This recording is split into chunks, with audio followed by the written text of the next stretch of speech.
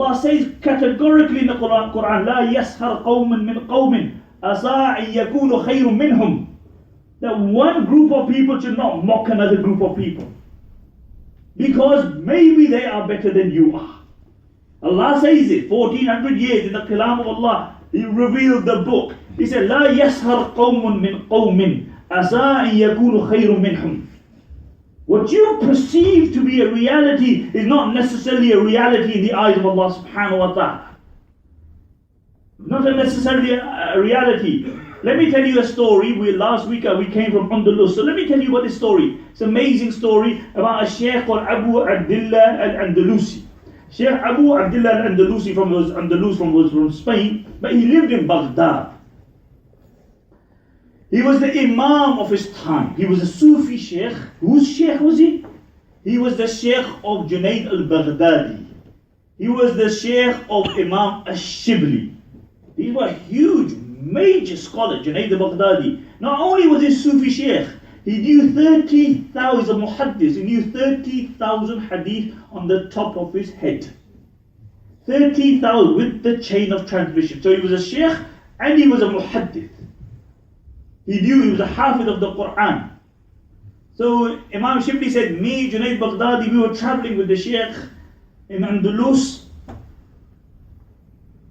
and we went past this village, and we wanted some water, but we couldn't find any water in the village, so we went to the outskirts, the other side of the village.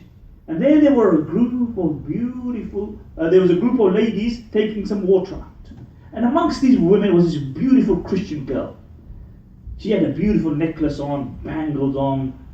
So the Shaykh asked, who is this girl? And they said that this is the daughter of the king, our king. So the Shaykh said, why is he dishonoring her in this manner? Why is he basing her? Why is she collecting water? He said, because he's doing a tarbiyah.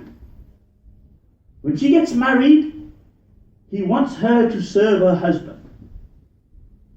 The Shaykh looked at this girl for a while, and then came food time. Shaykh doesn't want to eat. Next food, Shaykh doesn't want to eat. Besides praying his salah for 3 days, the Shaykh ate nothing. So Imam Shibli is narrating this. Imam Shibli says, I went to the Shaykh and I said, Shaykh, we're all very perplexed. What's wrong? He said, I've fallen in love with this girl. I'm infatuated with this girl. He said, Shaykh, you're the Imam of Iraq. You have tens and thousands of murids, Imam of Iraq. You have madrasas all over Iraq. He said, my fate is sealed. I can't do anything. He said, go leave. Shibli said, we tried to convince him. He said, leave. He said, we cried so much that the earth beneath us became wet with our tears. He goes, we left Shaykh and we went back. He said, after an entire year, all the madrasas, all the institutes of the Shaykh were closed down. Everything. Can you imagine? The Shaykh is the Shaykh of who? Junayd al-Baghdadi, Imam al-Shibli, and many other great scholars. He said, after a year, Imam Shibli said, I thought, let me go and see how the Shaykh is. He said, we went to the village and we asked the people, where is the Shaykh? They said, he's outside on the outskirts of the village.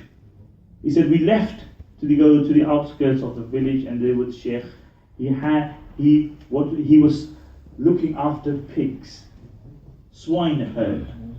He said he had a Christian hat on, and the staff, the asa, the stick with which he used to do the Jummah khutbah, he was herding the swines and the pigs with that.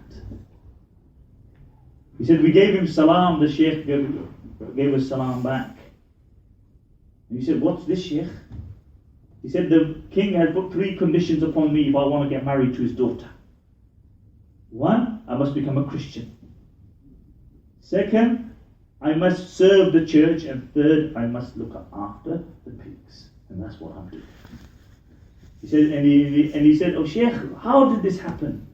And he said, the Shaykh looked to the heavens and he said, oh Allah, I never thought you'd throw me so far away. Oh Allah, I never thought you'd throw me so far away. He said, there was a time I used to look after people's hearts. Today I'm looking after pigs. And he said, Shaykh, we tried to convince the Shaykh, and the Shaykh said, my fate is sealed. We asked him, Shaykh, what, you are half of the Quran.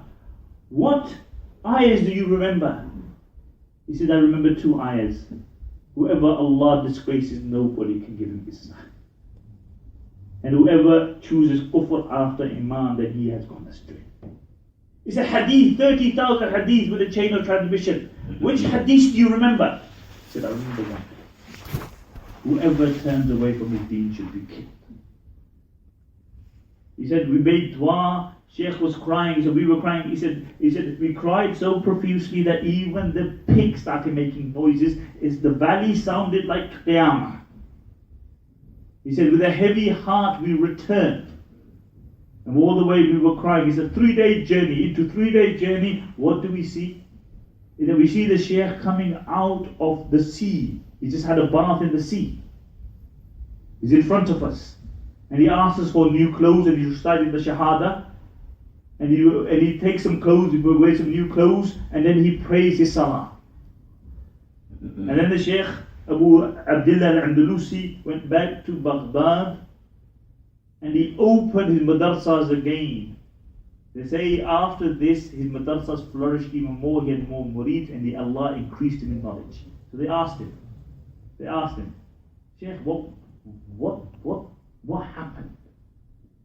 He said, in this village, there were Christians, there were temples, etc.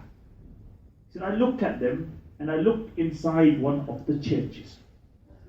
And I said to myself, these people can never compare with me. Not doing the shukr of Allah, these people can never compare with me. He said, Allah didn't like this statement. He said, I heard a voice saying, is that what you think of yourself? See how we deal with you. See how we deal with you. So it's about perceptions, my dear respected brothers. It's about perceptions. How you perceive. When Allah gives you a favor, do you do shukr or do you become arrogant? When Allah gives you wealth, do you become shukr or do you become arrogant? When Allah subhanahu wa ta'ala gives you ability and you are not disabled, how do you look at other people? Because if you look at people, let me just finish on this statement and remember this statement. If you look at people who are, because you regard them not as handsome as you, or you regard yourself as a better lineage, or you are more able, you see a disabled person, you begin to look down upon them, or somebody is less fortunate than you, then I tell you what you are doing. You are not finding fault in that person. You are finding fault in the one who created that person. You are finding fault in your Creator. It's about perception, how you perceive reality. If you have a warped perception of reality, then you will have a warped world focus. May Allah subhanahu wa ta'ala make us amongst those who see reality as reality is. May Allah subhanahu wa ta'ala keep us united in dunya and reunite us in Jannah. Assalamu alaikum wa rahmatullah.